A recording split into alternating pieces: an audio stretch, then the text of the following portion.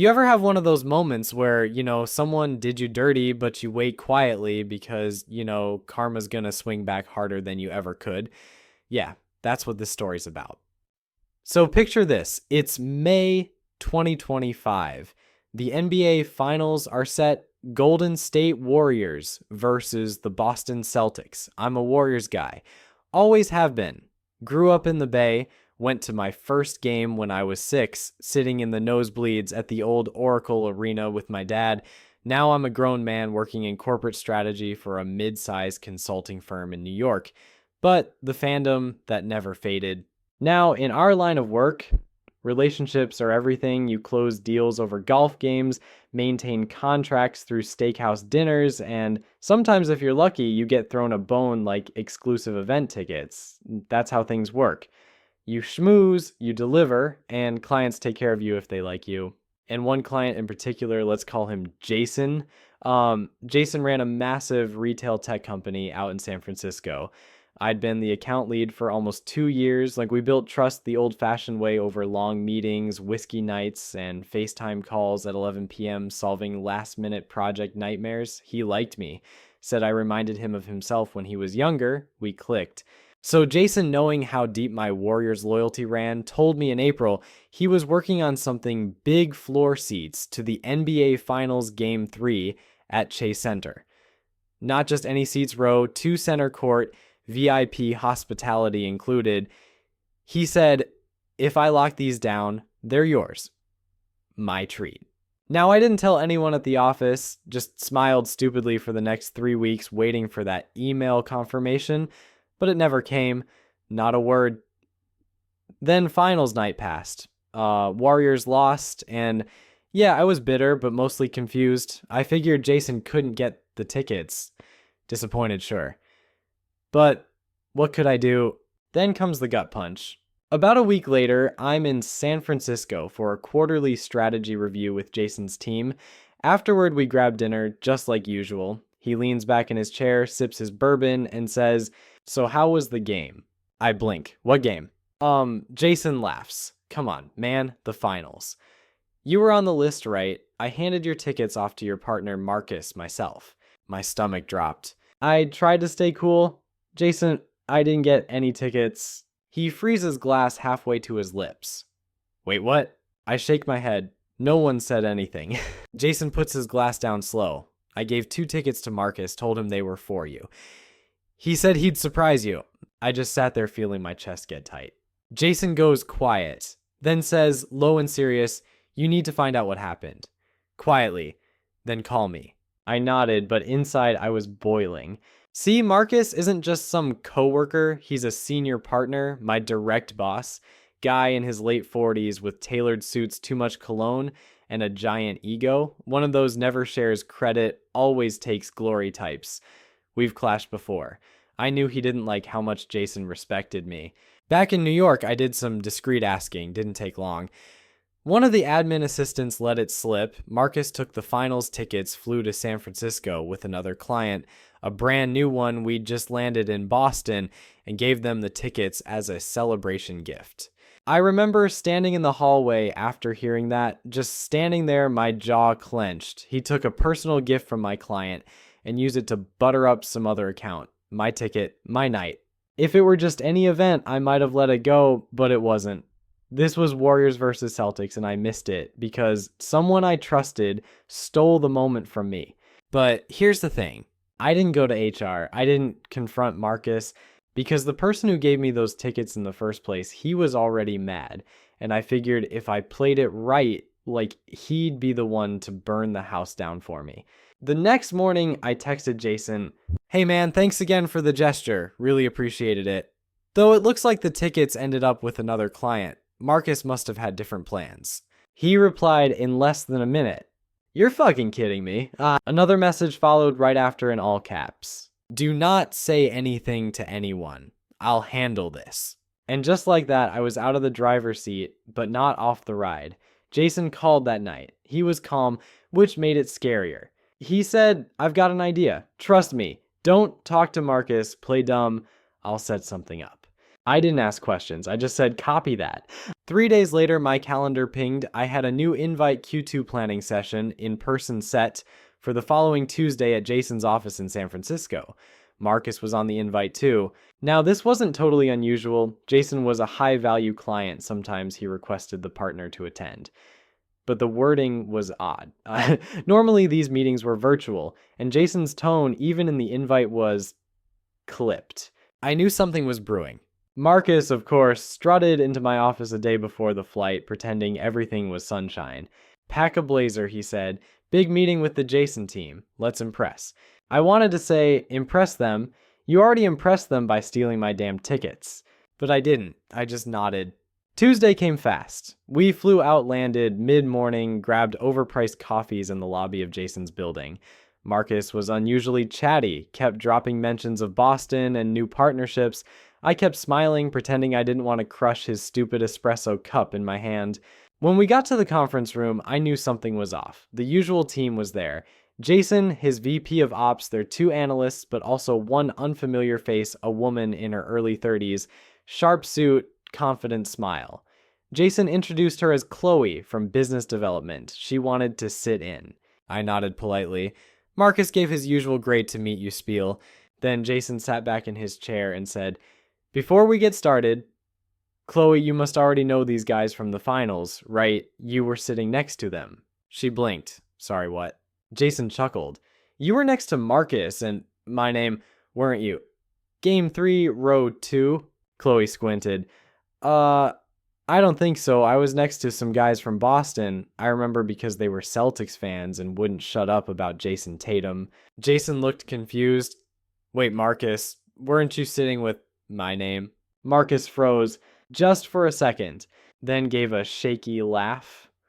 Oh, well, my name couldn't make it last minute, so I took another guest.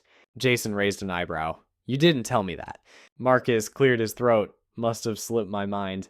Then Jason turned to me. You got the tickets right. I leaned back and shrugged. Nope. I didn't even know there were tickets. Jason tilted his head, slow and deliberate. Interesting. Marcus, you didn't pass them on. Now Marcus was sweating. He tried to shift it again. There must have been some mix-up. Maybe our office assistant misrouted them. Jason let that sit in the air like a bad smell. He looked down, tapped a few notes into his tablet, then stood up and closed his portfolio. Meeting's over, he said. Marcus blinked. Wait, what? Jason looked at me. Let's grab lunch. Chloe want to come? She smiled. Sure. Then Jason turned to Marcus. His voice dropped. I need to reevaluate our relationship. You can fly back to New York tonight. Don't expense anything. Expect to hear from us this week. Marcus tried to laugh it off. Come on, Jason, let's talk this through. That's when business development, Chloe cut him off with a stone-cold smile. I think we're done here. I'll have reception escort you out. Marcus turned to me, stunned, maybe hoping I'd bail him out.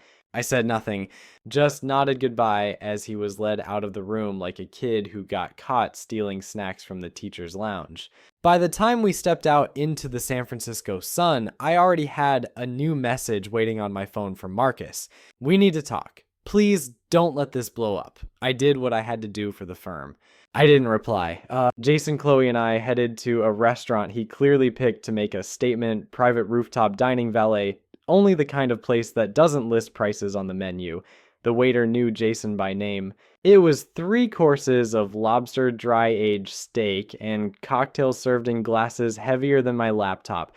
Jason toasted to justice, and Chloe turns out she was actually in HR, not business development. Laughed like she'd been waiting to be part of that moment for months. Jason leaned in halfway through dessert. Now, let's talk about Marcus. I raised an eyebrow. I thought we already did. He shook his head. Not quite. I want a few things from your firm, and I want them fast. He slid his phone across the table screen up. An open ticket resale site showed Game 3 floor seat prices over $5 to $100 each. I'm invoicing your firm for these, he said. Full resale value, not face. And I'm tacking on lunch. I nodded slowly. Jason continued. I want Marcus to pay for all of it. Personally, not the firm. Him. I smirked. I don't think I'm the one to make that happen. He leaned back. Just pass along the message. I'll handle the rest. That night back at the hotel, I forwarded the message to our internal finance team. I didn't editorialize, just attached Jason's invoice, added a short note. Client requests payment from Marcus directly. Please advise. You're right. Then I went to sleep. The next few days were chaos. First came a call from HR. Marcus had tried to expense his return flight and hotel. It got denied. Then the managing partners pulled me into a Zoom. Their faces were a mix of confusion and damage control. I laid out what happened carefully without dramatics. I even pulled up the original text from Jason offering me the tickets. One of the partners muted the mic and rubbed his face. Another said, "Jesus Christ, Marcus." Turns out this wasn't his first ethical gray area, but it was the first time it came with a $10,000 invoice and an angry multi-million-dollar client. The fallout was fast. Marcus was forced to pay Jason's invoice from his own salary, full amount, plus interest for the delay. He sent a personal apology to Jason, a written one to the company, and was quietly removed from all West Coast client work. Jason, meanwhile, officially transferred his account to another partner, but requested that I remain his direct contact. He even sent a follow-up email to the firm praising how I remained professional, despite being personally affected. I was suddenly seen as the guy who saved the account.